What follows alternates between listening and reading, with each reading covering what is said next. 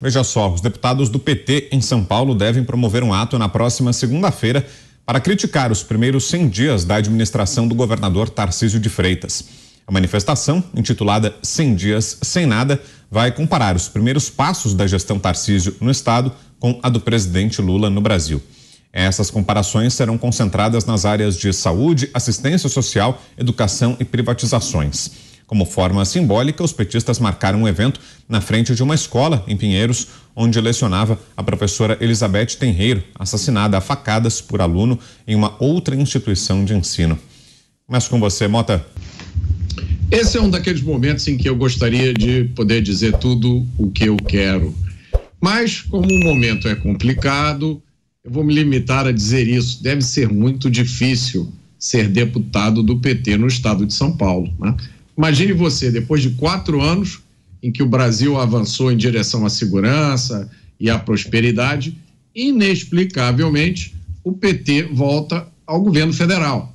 E aí é disparada também, ao mesmo tempo, uma campanha sem qualquer medida para impedir o presidente Bolsonaro de continuar no jogo político, para torná-lo inelegível. Mas, ainda bem, muitas sementes boas foram plantadas em solo fértil durante esses 4 anos. Uma dessas sementes se chama Tarcísio de Freitas.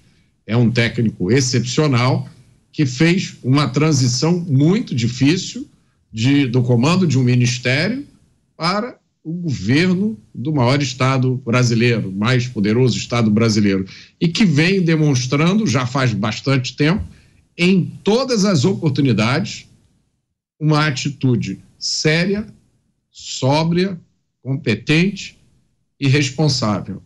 É uma exceção, né? Contam-se nos dedos, talvez de 2 mãos, os políticos brasileiros, os estadistas brasileiros que têm um perfil como esse. Então, Tarcísio, na minha opinião, significa a esperança de um estado mais próspero e mais seguro e, quem sabe, um dia a esperança de uma nova direção para o Brasil. Por isso deve ser muito difícil ser petista em São Paulo e assistir isso acontecendo diante dos olhos. O que você acha dessa comparação, Alan, que vai ser feita no ato de segunda-feira, vai ser feita pelos deputados do PT e pelos aliados, né, que estão organizando esse protesto, comparação entre Tarcísio de Freitas e Lula. Alan, quem se dá melhor? Bom, Tarcísio, sem sombra de dúvidas, concordo absolutamente com o que o Mota trouxe. Aliás, um protesto contra o Tarcísio, um protesto do PT, tem que ser celebrado. Significa que o Tarcísio está na direção correta. Porque todos os protestos do PT, anos depois, eles mostraram que as medidas foram benéficas para a sociedade, que estávamos na direção correta. Ora, o PT protestava contra o Plano Real, por exemplo. O PT protestou contra a reforma da Previdência. O PT protestou contra as privatizações, que também foram um sucesso. O PT foi contra o teto de gastos, que também foi um sucesso. Então significa que o Tarcísio está fazendo um excelente trabalho, lidou muito bem com a tragédia em São Sebastião, dialoga com o governo federal, também fazendo oposição, dá sinalizações importantes em relação à segurança pública, dá sinalizações importantes em relação ao processo de privatização aqui em São Paulo.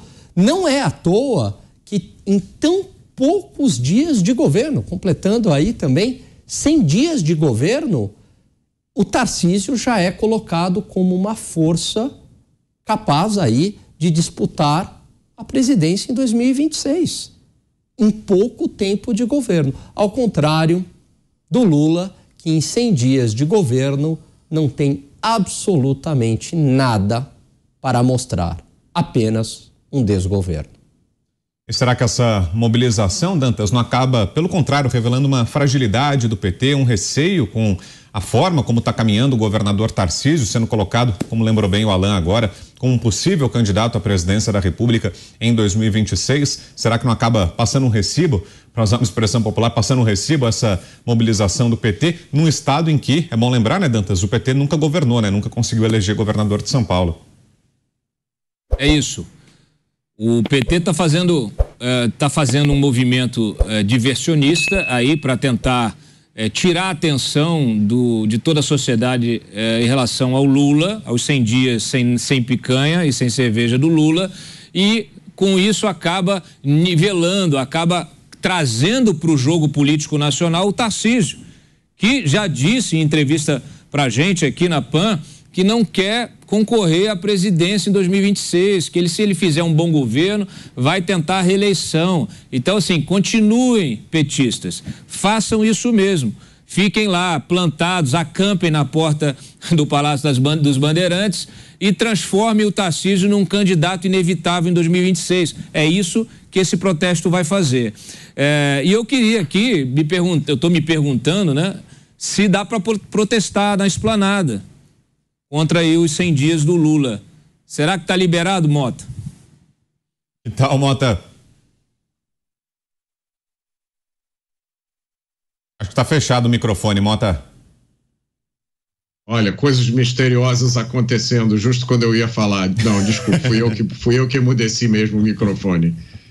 É uma ideia interessante, Dantas, mas contra o que se faria esse protesto, né? Porque a maioria, pelo que eu me lembro aqui, das ações do governo, tem um grande número que foram cortinas de fumaça, né? Tem o arcabouço do PowerPoint, que eu acho que não merece um protesto, não vale um protesto, né?